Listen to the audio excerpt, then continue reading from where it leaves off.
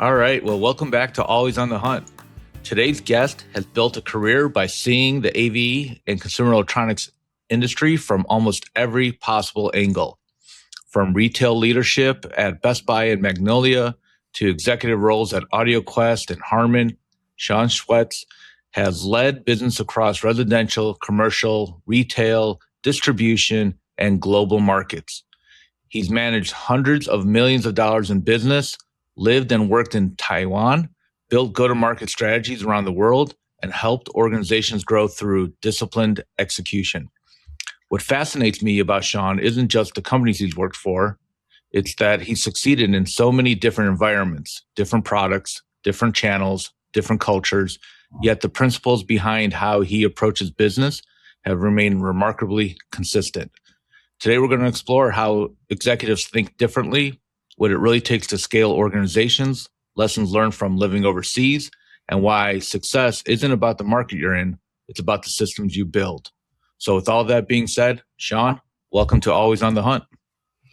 Morning, Leo. Super happy to be here and good to see you again. We just saw each other a couple weeks ago, but very excited to sit down and have a fun chat this morning. Absolutely. It was great. It was great seeing you at Infocom. Tell me, what were your thoughts? What did you think of the show? What did you see? Anything cool, exciting, innovative?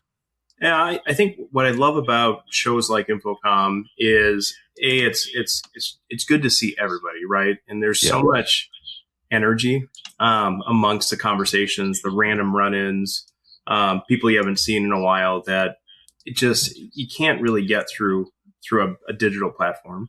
So it's really always the people first. I think the show had a great energy to it. I think the wonderful thing in CE and AV, things are always evolving, whether it's super visible or whether it's on the software back end with AI and how that's taking fold in different companies. So it's I think there was good energy from the show, talking to a lot of friends, and you probably can echo the same as they was busy with a lot of good conversation and good projects, which always gives me kind of optimism for the pulse of the industry, of what's going on with it. So no, I think it was a great show. It was cool inside. The air conditioning was running when it was 150 outside. So yeah, Vegas was hot for sure. I thought the show was a little, I don't know, a little. The sentiment inside the hall was good, which was the important part, right? You know, booths were a little smaller, the attendance was a little bit lower, but overall, I felt like, positive vibes, good sentiment, great conversations. And you're right, it's more about what happens in the aisles than inside the booths anyway. So it was always great to bump into people and have a great time in Vegas. So cool. So let's kind of jump in. Why don't we, for the listeners who don't know you, let's kind of recap your career quickly and kind of, like I mentioned, you've been almost in every segment and every product. So let's talk about that a little bit. Yeah, if I get the cliff notes, Leo, and especially as you reflect back on a career, I think there's so many moments where you're like, holy cow, like I never thought I would do this. It's been really, I guess, humbling to say that I've been in consumer electronics now for over 25 years. I did shave recently, Leo, so I took a few years off. So when I say 25 years, I didn't start when I was 5. But it's been 25 years in consumer electronics that really started off as, a 19-year-old kid that walked into a Best Buy was like, oh man, I like playing video games. And then I'm like, oh, let's sell computers. Early 2000s, so computers were pretty big. Right. And, that spanned into a really wonderful career there. And then I had an opportunity to move to Taiwan, which, I grew up in Wisconsin. So you take a kid from Wisconsin, you throw him in Taiwan and see what happens. And that was 4 wonderful years living in Taipei, but traveling. Well, you made a big jump. So you're in Best Buy, selling, blue shirt, Magnolia stuff, right? You climbed that ladder a bit, from I'm assuming retail sales into store management and stuff like that. And then you make a jump, right? To work for was it AudioQuest? Was that the first one? Yep, that was AudioQuest. Right, and then AudioQuest is who sent you out to Taiwan. Yeah, that's exactly right. Wow. All right. So talk about that. So first of all, how do you make the jump to AudioQuest or what? Yeah, it's not predicted, and how I made the jump was really, the 13 years of Best Buy were incredible. It developed Mhm. a lot of who I am today, but it was all through a relationship. Matter of fact, I had a good friend. I can call her out now, Kathleen Thomas, who's over at Sony. She called me Mhm. one day and she's like, "Hey, we're looking for a sales director to kind of run our Asia distribution in Asia. Do you know somebody?" And I was like, "Yeah, this guy." Um, so we had a really fun conversation. There were some really good people that I had known over the years working on the Magnolia side of Best Buy. Mhm. And at the end of the day, it was a really cool opportunity for myself and my wife at the time to move to Taiwan for an undefined amount of time when we moved over. But it was really that relationship and the brand and kind of taking that leap. And there's a joke about life where the most stressful things in life can be like changing careers, moving, getting married. We decided to do that within 90 days. So Nice. left Best Buy, we got married, started AudioQuest, and then about a month and a half later, we moved to Taipei.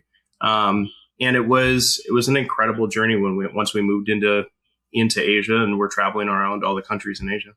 That's amazing. Amazing. How was that? Let's just jump into that. Like Sure. I'm really fascinated about, Taiwan as just I've always been like, you see it on TV, in the movies, and it Sure. just looks like an amazing place to be. Yeah, it was. Again, go back to the people side of it. Taiwan, I kind of call the Midwest of Asia, where Hmm. everybody is exceptionally friendly. The food is incredible. They're really overly helpful, whether it's foreigners or locals, but just really, really helpful in that regard. So living in Taiwan, we miss it to this day, and I know we'll go back frequently here with the boys. But that part was really good at just living there and the people and the pace. Also, I guess moving to Taipei itself, you're talking what 18 million ish people, so Yeah. pretty condensed. So it's Right. kind of nice not having to drive for 4 years. Just took a bus or MRT or whatever it was that we had to take. And then the other part of those 4 years were just traveling to countries. I think the first year I kept track. It was 17 countries, I think, in the first 12 months, and that part was a blast because it was all new experiences. And one thing I really learned is you go to a country and you try to learn, okay, how does the brands come into life? How do they go to market? And it all starts with a good relationship. And Yeah. if a good relationship with the brand, and that can transcend into relationships and distribution, whether I was in India or Japan. Of course, there's nuances, but really that relationship part and having that trust that was pretty consistent through all those countries as we started to go visit them all. Right. So like when this opportunity was somewhat presented to you, right? Like they were Mhm. looking for a referral, and you're like, that actually sounds like something I want to do, right?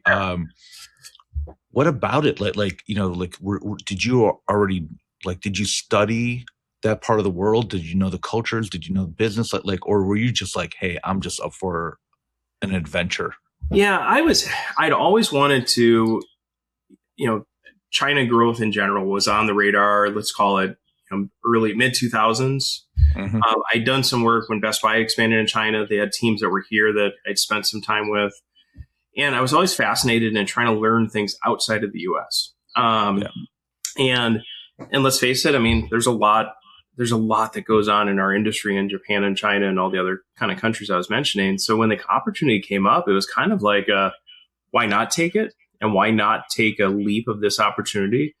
Also knowing that there's a lot of people in our industry that are really good international, really good domestic. And I Hmm. thought at the time it was probably, I'll say 34, 33. It was, again, the why not of let's take the leap. Let's go over there for a few years. Let's go. And I should back up. So my wife grew up in Taiwan, moved here to go to college. So she lived in the States Gotcha. 20 years by the time we moved back. So there was a slight familiarity, but it also, she hadn't lived there in 20 years. So there was Right. definitely going to be a curve for us But, to but get but back. through her family, there was a familiarity Yeah. with the culture, with the okay, that makes a lot more sense, because I was just like, man, like for just like an American living in California to just Yeah. pick up and jump, that seemed like a little too adventurous. So, Yeah, when I was with Best Buy, I also made a jump where I moved from Wisconsin to Alaska. You could say that's not that far of a jump, but right. Alaska is definitely its own different world. Yeah. But yeah, Wisconsin to Alaska was a jump, but then California to Taiwan it's a little bit bigger leap of faith. Right. So, and it's funny too, because like you talk about Wisconsin and Alaska. Like, I don't know if you're watching like all the World Cup reactions, like, foreigners come to America and like filming and posting, and one person's like, America's crazy. It's like every city's a different country, right? And it's true, right? Yeah. So once you get to Taiwan, like what surprised you the most once you got there? First of all, if you haven't lived in humidity, that'll surprise you really quickly, because there's like Houston humid, which everybody and our friends in Texas will tell you it's really hot and humid in Houston or Florida. New Orleans. Then there's Asia July humidity. And man, when you're taking 4 showers a day, that surprises you a little bit.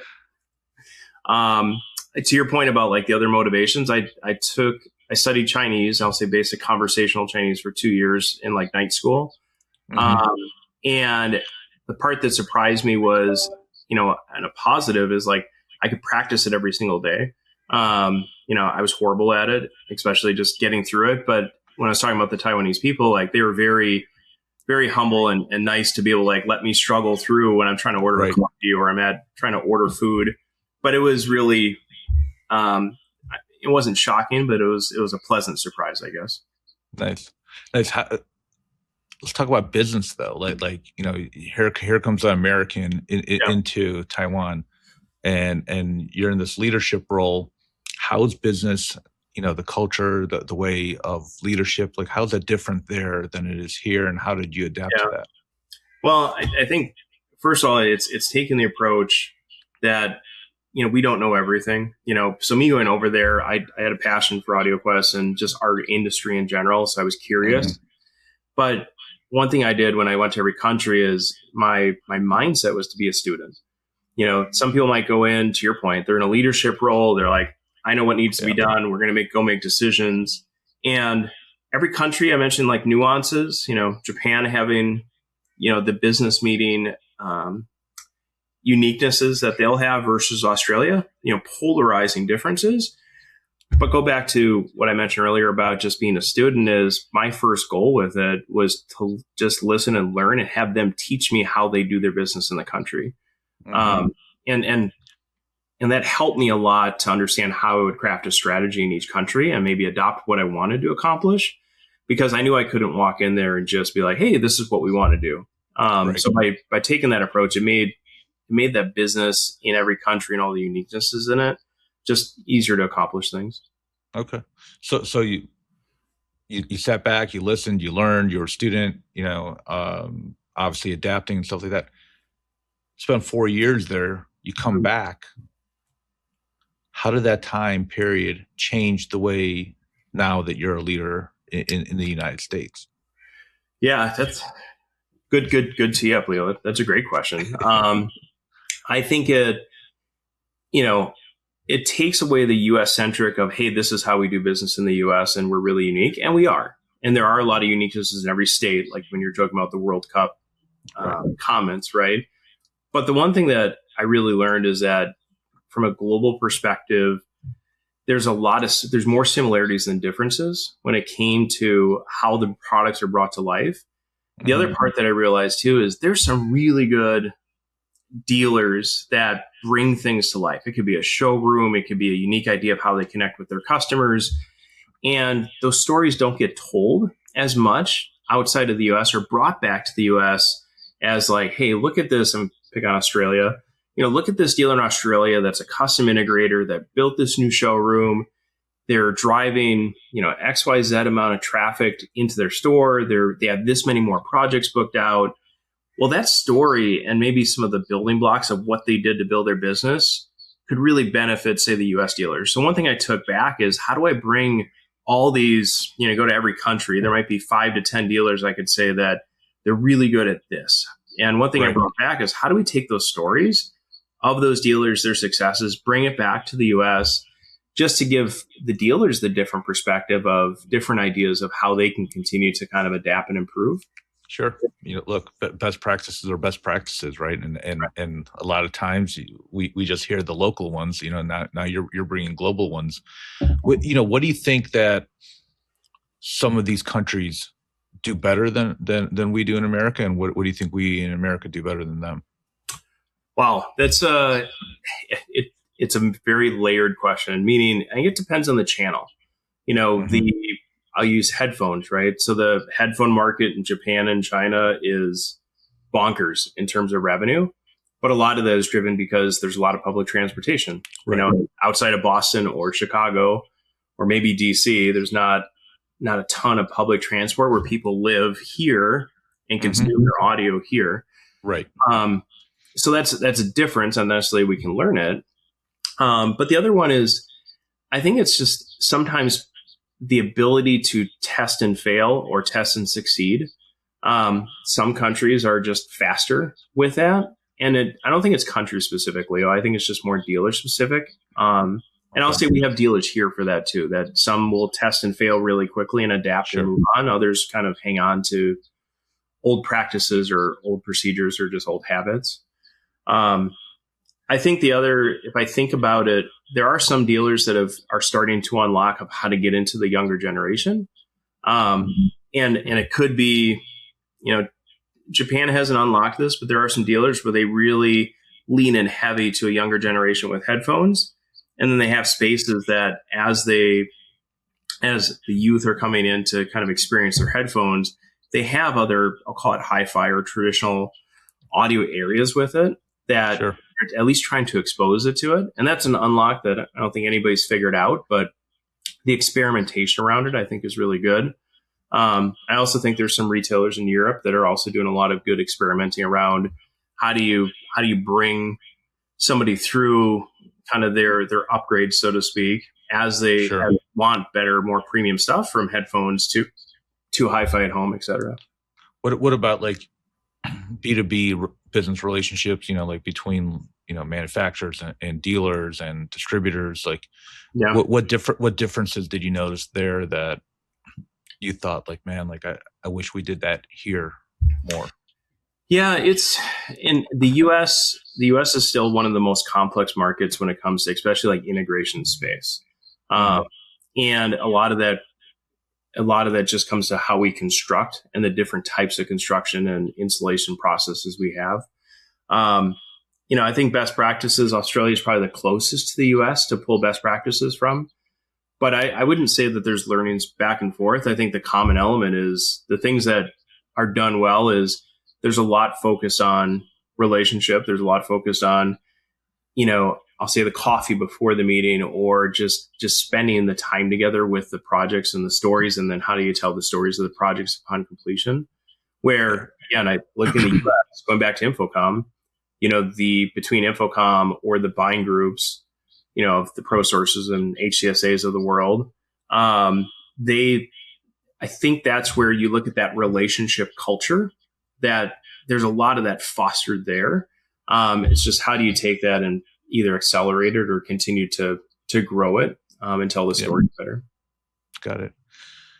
Okay, let's jump into, look, you've worked in every channel, right? Like you've done retail, you did resi, you've done commercial, manufacturing, distribution. To me, and I've been in many of those as well and recruited for many of them. Yeah.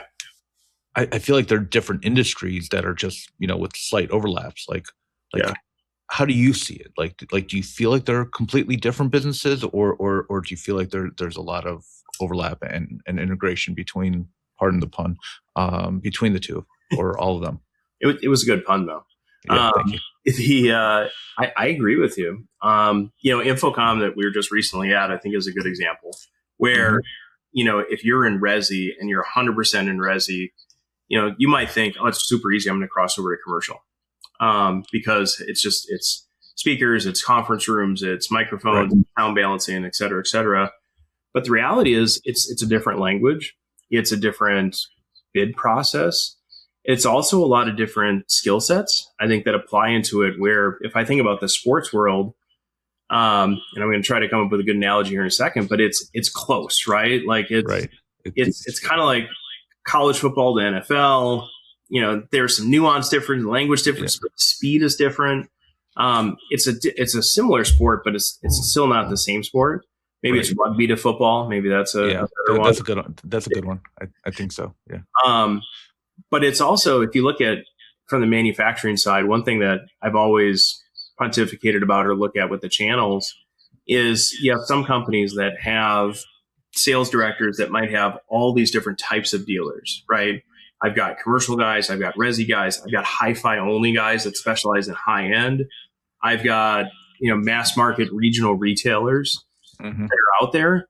And one thing I was kind of thought in my head is, and kind of questioned is, at the end of the day, that's kind of like how a lot of us went to market, but also as a sales director managing a book of business, how do you really grow your business if you have such a breadth of different people that you're translating differently to? Right. Versus if your dealer base is, or your partner base is the same type, are you able to accelerate that business more because you're sharing the best practices, or you're developing tools that accelerate the same type of partner better? So going back to what you said earlier, actually, I'll tie it into language. Maybe Spanish is an easy one, is that every different version of Spanish is a little bit different, whether you're from Puerto Rico or Mexico or, Northern South America. It's still Spanish, but it's got all these differences with it. And I think a lot of our industry is kind of similar to that too. Right. So there are obviously a lot of differences there, but there's also a lot of similarities, not just the tech, but the way that the industry is constructed, with manufacturers to distributors to rep firms to dealer channels and so forth like that. When doing business across all these different channels, like what stays the same to you? Like what do you feel like you need to do? Yeah. Similarly. So I've been talking with friends that work in the DoD channel. So talk about a total kind of a right turn for a few seconds here. And DoD bidding and RFPs are very complex. And if you get into government projects, you need to have somebody that's an expert in translating how exactly that works. But the one thing, talking to my friend that's in the DoD process, is, and again, I'm going to probably sound like a broken record, but it still comes back to a personal relationship and trust with that person, that it all still starts there. And that is the continuity between a blue shirt working on retail that's going to sell, a TV with a hi-fi system or a sound bar, to premium audio, to commercial AV, to government, to, regular resi, CI, custom integration projects. So I think that's the one continuous thread that runs between all of it. It's the relationship building, right? You have to be able to, and at the end of the day, people want to do business with people that they like and trust, right? Everything is pushing though to try to become more transactional, right? Try to, make more things just online and through portals and through, AI is going to, try to eliminate the human interaction. What are your thoughts? How do we push back against the machine, I guess? Yeah, AI transformation is amazing. And I think it'll be really incredible once every company and industry kind of figure out exactly how they leverage it as a tool. Here's one thing I don't think AI replaces. Again, go back to Infocom. The amount of hallway conversations that both of us had and friends had of various things. It could be job hunting, it could be opportunities, it could be projects, it could be industry changes. AI is not going to necessarily change that part of it, of the strategic conversations that happen. The other part from a consumer standpoint is I think AI is going to make vast efficiencies to companies and how they look at customers, where they find customers, how they look at their data. But one thing it doesn't replace is that visceral experience. And I go back to, it's summertime, right? So there is tons of, we can debate at the end of summer what were good movies and bad movies. But at the end of the day, the cinematic experience is still a really cool thing. Right. Seeing a movie in the theaters, the energy around it is still, I personally, and I guess that's one of my passions within our industry, is that it still doesn't replace that. So from a consumer and talking specifically like Resi side of things, how do you show that experience to consumers? Because on one hand, you can say, okay, I'm online. Okay, this is my room. This is my setup, and I buy a soundbar and a TV. But a lot of consumers, they just don't know what's possible without taking something else for a test drive. So how do you initiate that test drive to say, I'm going to make up some numbers. I'm going to spend $20,000 on this project. Yeah, I'll get a soundbar and some other stuff. But if they saw what's possible, two things: they might stretch the budget, or they might realize, wow, I thought about this all wrong. Let me redo this because I really want to prioritize, the premium audio in the space. I'm talking audio specifically, but it could be integration or other things. So I still think that part does not replace AI. Right. I don't think AI can replace the customer journey, right? That was like the big buzz 10, 15 years ago was understanding your customer's journey, right? And in recruiting, I feel the same stuff. Like, there's a candidate journey that I facilitate, right? And I'm like, man, like these conversations that I have with my candidates, same thing, when I was selling AV, the conversation we're having with our clients and really getting to understand them and building that trust and rapport and getting them to, believe in our ability to deliver for them. Like AI just can't. Like, I feel like AI will just make a lot of us more efficient, but it's just not going to replace. Yeah, I think, and I don't think we're being arrogant to like, hey, AI isn't going to replace X, Y, Z stuff. Mm-hmm. But I think what it is the, think about the candidate journey for a second is, you have this really well done ATS formatted thing. It goes into a portal that's also AI. It matches up everything to give a thumbs up or thumbs down.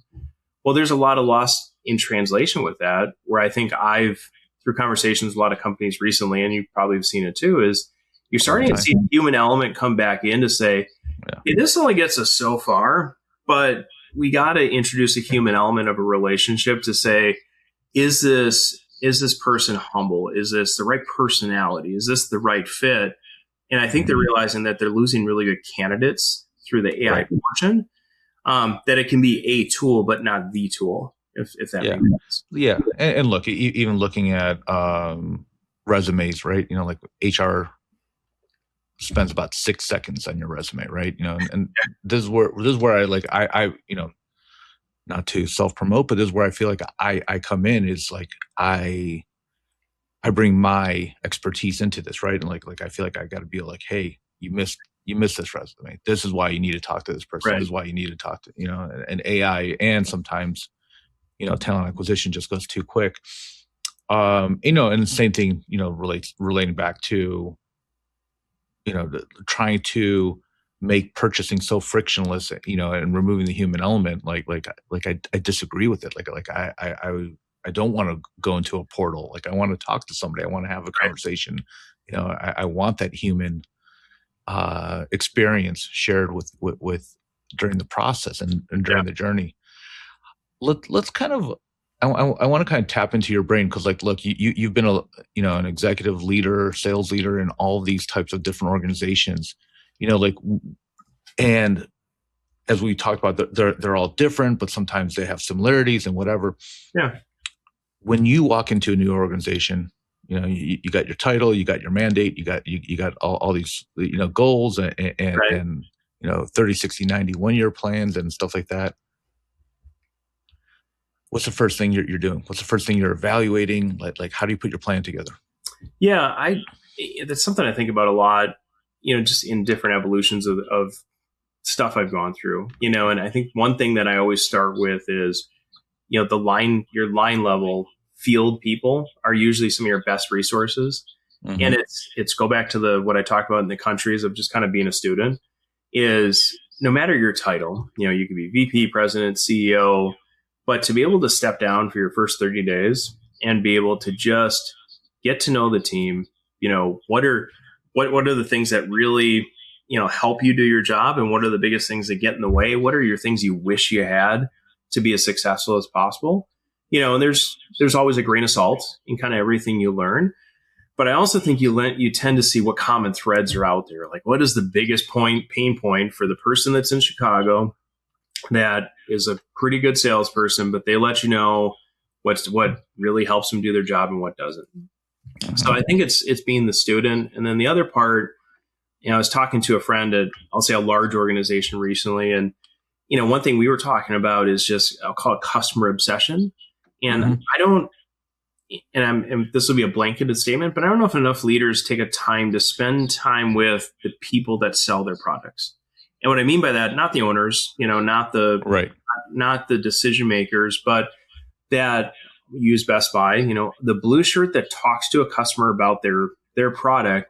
How do they present it? What are the things they wish they had to be able to promote that brand or product more? Like, what's really getting in their way, or what do they love? And I think the more often leaders do that on a regular basis, and these could be installers. And for all my installer friends, I know you're very vocal. You're never short of an opinion, but your opinions, are good to hear, because it helps companies be able to adapt and change to say, oh, I've never heard that before. Let's find out how widespread this is. Right. So if I think about organizations, it's spending a lot of time with not only, whoever your leadership team is, but it's really the people that bring your products to life. And then it could be your best accounts. It could be some of your worst accounts that were your best accounts to figure out what happened. But I think that helps you. You might have a plan, and Mike Tyson always said, everybody has a plan until they get punched in the face. Yeah. One of my favorite quotes. Yeah. I love it because it's true. We won't go into it today, but COVID taught us that, right? Like, you had a great plan, and then you got punched in the face about 20 times and had to totally change. Right. COVID, tariffs. There's always a punch coming somewhere. So chip prices. Yeah.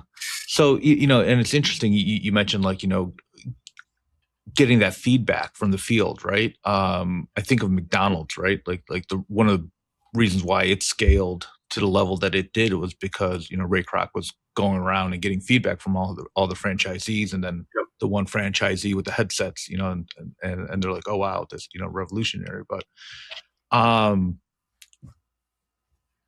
why do you think, certain companies just scale and others just stall out? Like we see that a lot in our industry. There's some companies that are just great products and great little companies, and they just cannot get past that 30 million or 50 million or 100 million threshold. And then other companies are just overnight, or it seems like it's overnight, 100 million plus, right? Yeah, and it's there's not a one answer that fits that question. But I think one thing that you do see is with companies is focus and eliminating distractions is probably one. Some companies try to do everything, and these can be manufacturers or dealers. I try to, if I look at an integrator, and this could be anyone, is like, I'm going to do resi, I'm going to do hi-fi, I'm going to do headphones, I'm going to do commercial. Right. Well, if you're doing everything, you can't be excellent at one.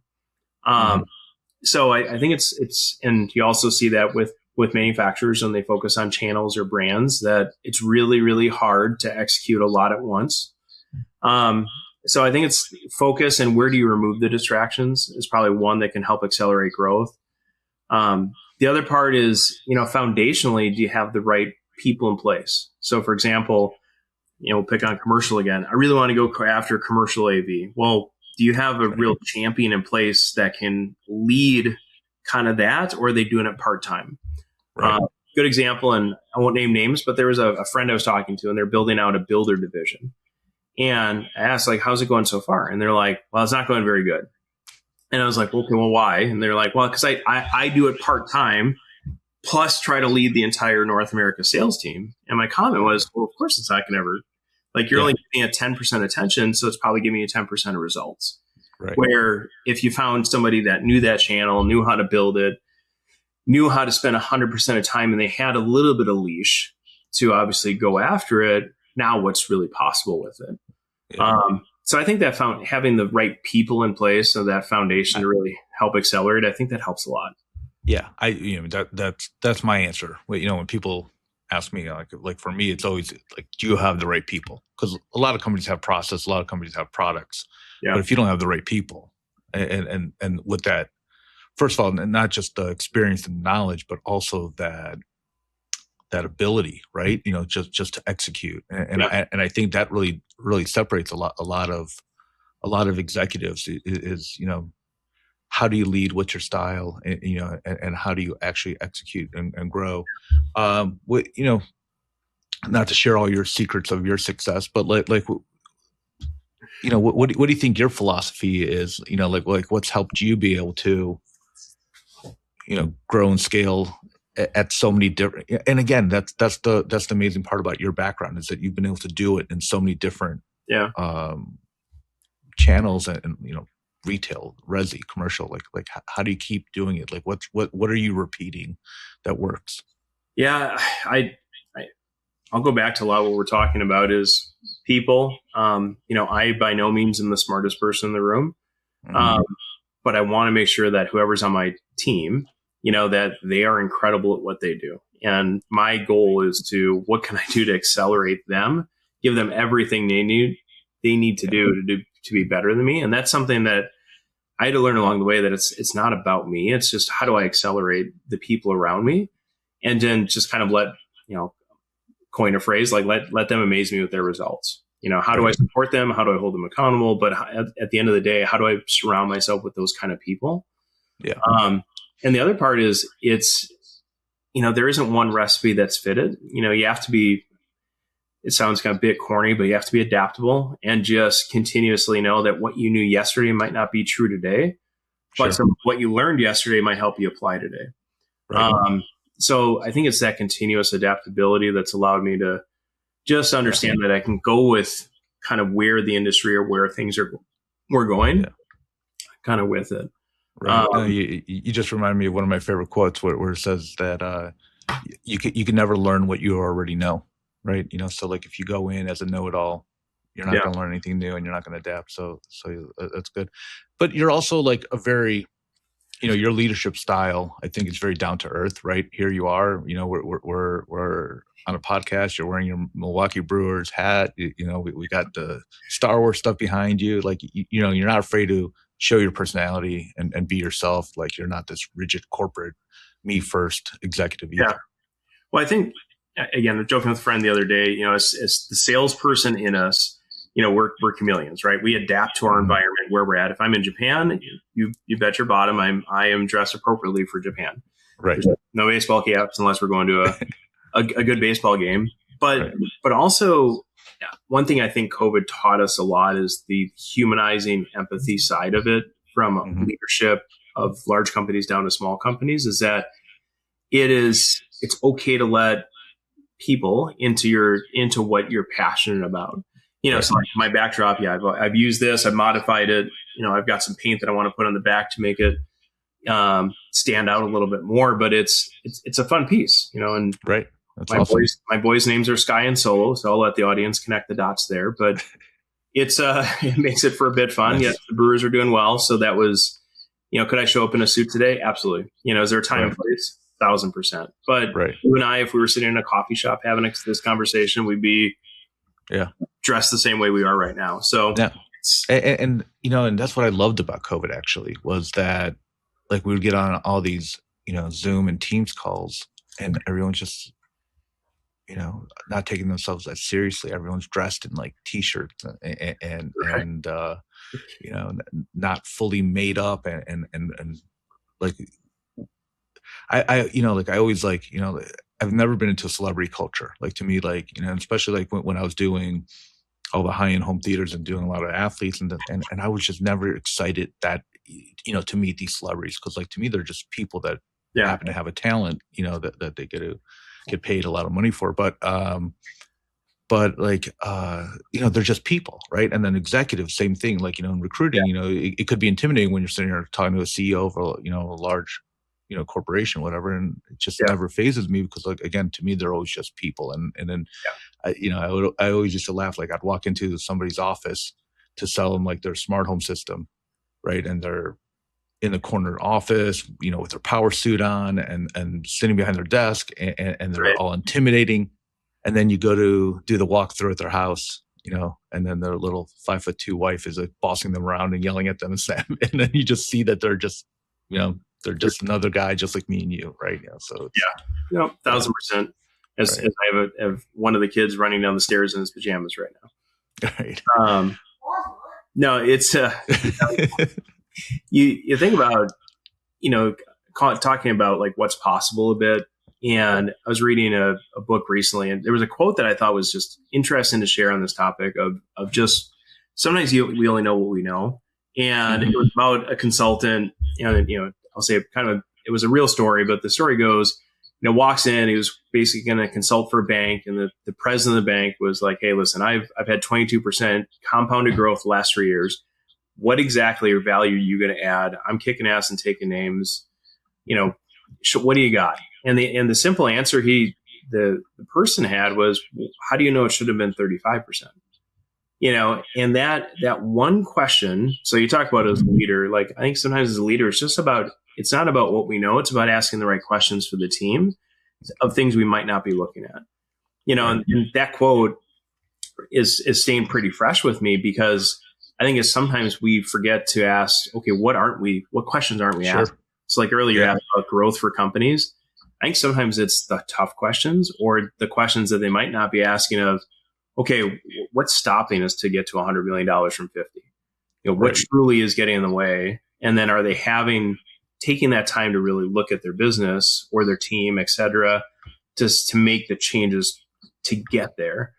And just on that thought, maybe for a second is you talk about what gets in the way sometimes is I think sometimes, actually a lot of times, so many of us spend so much time in the business, driving to a number at the end of the month, driving to the number at the end of the quarter, putting out fires as an integrator of this project and this project. Sure. Are people really taking time to pause and spend time on the business? Okay, this is my 5-year plan. And I check in every quarter with it. Or am I taking the team out for an offsite twice a year? So who cares about what happened last month? It's the offsite of how do we build over the next 2 years? What's really getting in our way to get to this goal? And, to your point about fires and getting punched in the face, like there's always stuff that pops up, again, the prices of the new one right now. Always, yeah. But that's always going to happen, and are we all taking the right time to pause and think about, okay, regardless of the fire drills, are we investing on the business to truly get us to where we'd like to go? And if we are, I think we might find that might be one of the differentiators from some of the companies you mentioned earlier. All right. So let me ask you, you started in a blue shirt and you got into these VP level roles. What do you think was different about your approach or your thought process that allowed you to grow? Like how do not everyone becomes an executive. Like what's different about the way that executive or people who get into executive roles approach and think about how they go about business? Yeah. I think for me, it developed over time, right? I had a foundation, take us way back. So in high school, I was in Civil Air Patrol, Auxiliary of the Air Force. In middle school, high school, that gave me a foundation to know that I like to lead people. And not lead people, but I like to be part of a team where I could help guide us to whatever our goal was. So, inherently, people that are in these roles, I like to believe that everybody I've met, at some point, they really have a desire to improve people's lives that work for them or work with them, as well as kind of their customers. So that's one thing I learned over time is that as I went through it, I saw that in a lot of leaders that I worked for, kind of that empathetic, true desirability to help other people that work for them. And I had that same desire. So as I had the opportunities to get into other leadership roles, and I've gone in roles where I've been, call it a regional person where I didn't have anybody reporting to me. But then when I had the opportunity to go back again, I rethought of like, wait, what do I really enjoy to do? And what do I really have the most fun at? And seeing a team grow and seeing people have success and get promoted and all those things, like I truly enjoy that. Like that's really fun. I like to have a lot of fun in other people's successes. And over time, I've had to remind myself that that's where I'm in a happy spot, if that makes sense. Yeah, no, it makes a ton of sense. It's amazing, like how much more pride you take into other people's success that you've helped. It's almost like parenting, right? Like, when we watch our kids grow and become successful, that level of pride will never be duplicated by anything that you do yourself. And same thing with your employees. Like when when you're able to take somebody from one level and help them, grow and nurture their career, it's really rewarding. What do when you think of like executives versus managers, like what do you think the biggest difference between what separates, a good executive from just a manager? Yeah, I think the first thing that comes to mind just spontaneously is, I think, vision. Your really good leaders out there just think a little bit differently to, again, take that moment to pause and think about what is that longer term play, and then also be able to have the support to get to it. One of the best, and if you've read the Steve Jobs books, he had a lot of faults. He wasn't perfect. But in terms of a leader of industry, again, I don't know if we'll see someone similar. Maybe Elon comes close. Yeah. Elon's Elon. Close. Yeah. But it's they have a bold vision of where they want to go, combined with surrounding himself with some of the best people. So you look at some of the companies that do really well, that go through all this crazy growth, and you're like, man, where did they came out of nowhere to do it? It usually starts with a leader, president, CEO, executive leadership team that's got a good vision of where they want to go. And then they're pretty relentless to make sure that they're putting all the right things in place to get there. Right. And they build it, most importantly, building the right team, right? Right. When you build your teams, what are you looking for? What qualities are musts? Yeah, I'll steal some stuff from Lencioni and his ideal team player, and I think he's right with a lot of those. And for those that haven't read his books, it starts with somebody that's humble, and if you think about the best people you've worked with, they're probably pretty down to earth. They're willing to admit that they're wrong, but it's they're willing to put their chair up to the table, the same table that everybody else is. But that humbleness, I think, is pretty strong. The hungriness, like there's got to be a fire. I think we've all worked with people that fire is not there, and it could be a sports team, it could be whatever. But when it's not there, it really pulls down the rest of the team. But you want people that have that fire and that hungriness to be like, great, here's our goal. Yeah. Let's figure out how we go after it. We might not agree on how, but like that fire's got to be there. Yeah. The other one that he summarized that I think is pretty important too is people have to be smart, and not like they have an MBA, they've got 3 PhDs smart, but they have to be people smart. Like, how do you read a room? How do you read the environment you're in? How do you read that, hey, this person is not a good employee, but it's because they're miscast and we need to leverage their talents here. Right. Like that kind of smartness, and those 3, I think, really encapsulate the type of people I've looked for. And I didn't realize it until reading a little bit. And I'm like, oh, those are the same qualities I've kind of always looked for. Right. And I think that gives you a good foundation of a team. Yeah. If there's another one I throw in, and maybe this probably goes with humbleness, but you want a team of people that that are unafraid to be able to share their opinion, and what I mean by that is, when you ask your best friends, an opinion about, hey, should I go do this? And the ones that say you're absolutely crazy, you shouldn't be doing this because of this, this, and this, like those are the people that you want around you. Not that they're dragging you down, but they're giving you honest feedback. They want to support you, but they're giving you kind of valid feedback with it. Yeah. So feedback versus complaining, right? That's right. That's that fine line. I'll throw one extra in for you. Like what I always look for is grit, right? Like I want people who can overcome challenges like adversity. Like we talked about, like you're going to get punched in the face. Are you going to get up, or are you just going to sit there and whine and cry about it? Like it's right. Grit. And by the way, that's also another good book called Grit. Yeah, and Angela Duckworth, I think. Yeah. She's got a good TED Talk too, if anybody wants to listen to it. Amazing. We talk with my boys are 10 and 12. We talk about just grit as a topic a lot of just, it's not something that like you can develop it, but it's also just, it's that innate ability to figure out how to move on when you're in a rough spot. Yeah. And it's not easy. And you need people around you that have been through it to help support you when you're going through it. Yeah. But it's just, you kind of just figure it out. Right. And as a recruiter, I see it a lot, right? Like you see these resumes that are silver spoons, right? Went to the right college, got the right first job, promote, and they look amazing. But they've never been through the challenges and the adversities. And then you see some other guys that are just overcoming incredible hardships, and you're like, who would you rather have on your team? Like do you want the silver spoon or the gritty? And right. 10 out of 10, I'll take the grit. If you were,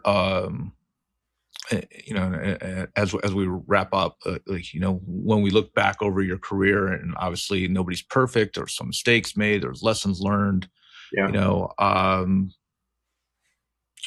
what mistake do you think that you made, or you see other ambitious people make, that just happens, and you'd be like, hey, careful here, like this is probably not something you want to do? Yeah. Again, great. It's a great question. And one thing that I guess I've been a bit reflective on lately too is, one thing I wish I would have learned earlier on was balance. I think about a lot of days in retail, and this is heyday of retail, 60-hour weeks, being really proud of it, working 12-hour shifts.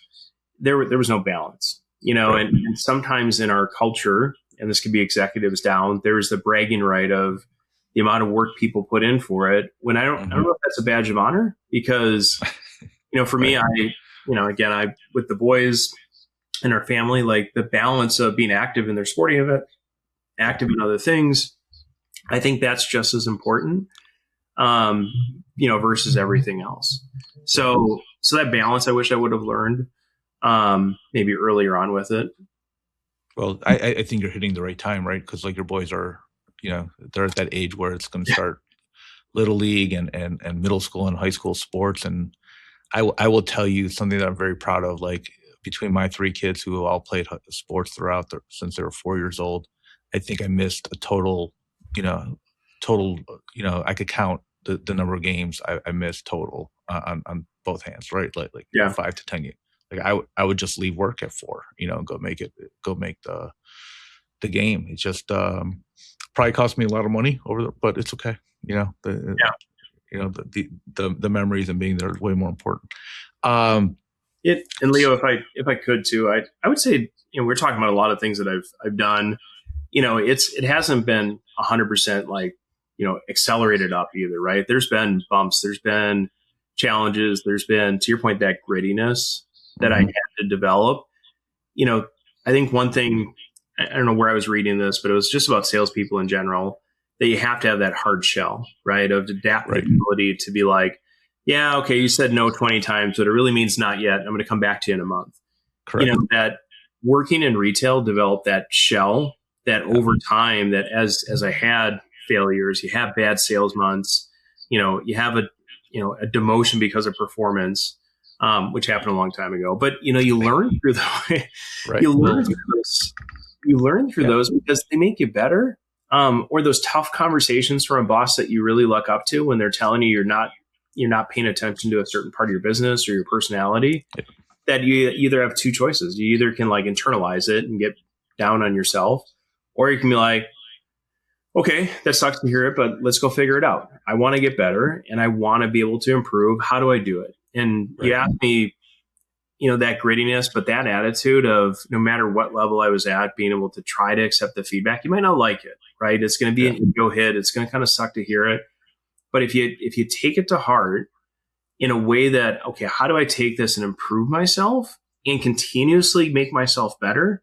I think you'll find yourself being less in manager roles or wherever that role is, and find yourself more on a path to where you're like, okay, how do I get better and continuously, be that student, so to speak. So, it's funny. Like I always, as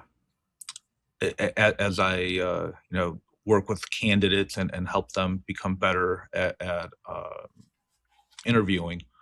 One of the things that I always tell them is like, look, you're going to run into certain questions, to tell me about yourself question, tell me your strengths question, tell me your weaknesses. And like the weaknesses question, I always try to, have my candidates prepare for that question, with the examples of lessons learned, right? It's like, hey, I made these mistakes. I'm self-aware, I'm accountable, I'll admit to these, but furthermore, show them how you learn from it, show them how you grew from it, because people want that. People want to hire people who can self-reflect and take take the hit, take the L, whatever, but but also come back stronger and grow from it. So I think it's something that's really important, and it shows that grit and that character that I think a lot of us look for.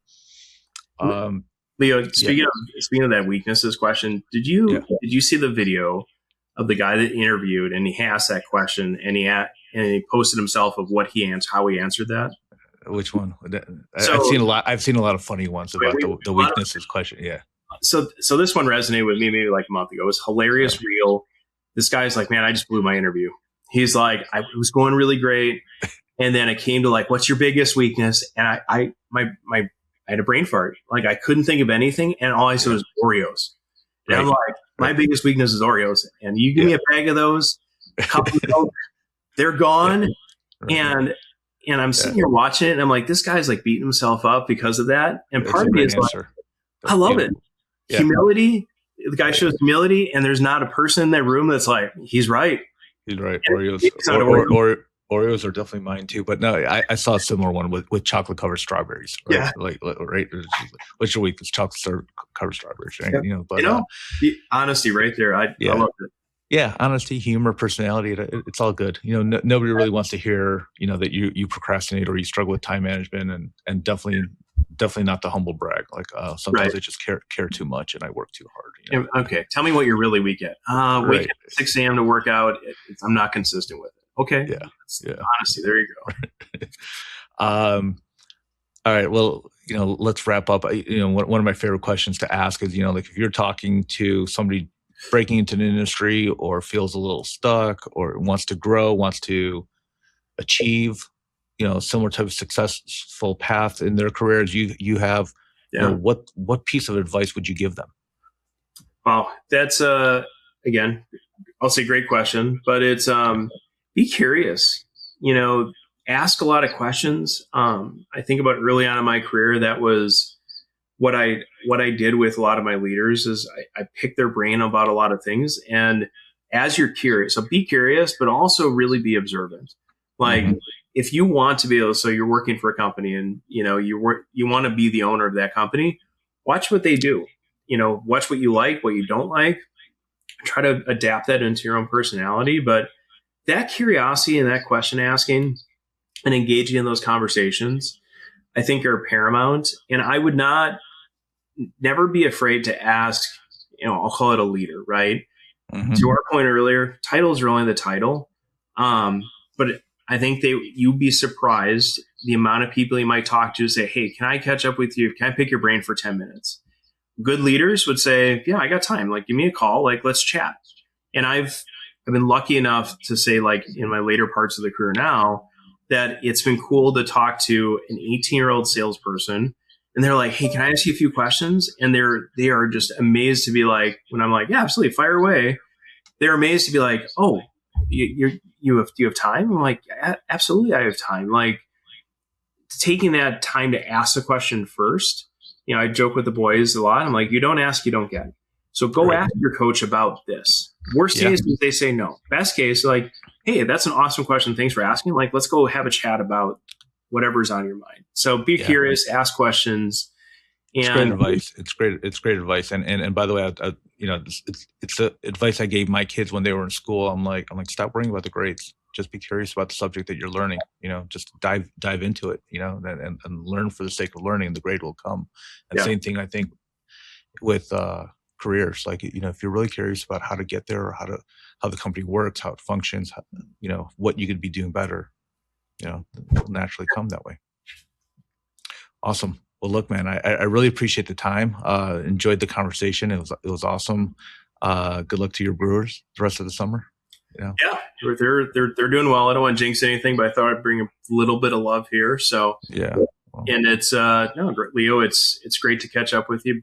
In person a couple weeks ago and here today, and yeah, hopefully the conversation can help others out there as they're on the different whatever part of their journey they're on. Hopefully, it helps them a little bit too. yeah, absolutely, absolutely. Well, to the listeners, if you're still here, thank you for sticking with us. We ran a little long, but appreciate you still being here. Hit that like, subscribe, 5-star review. All of it would be appreciated. And until next week, good luck with your hunts.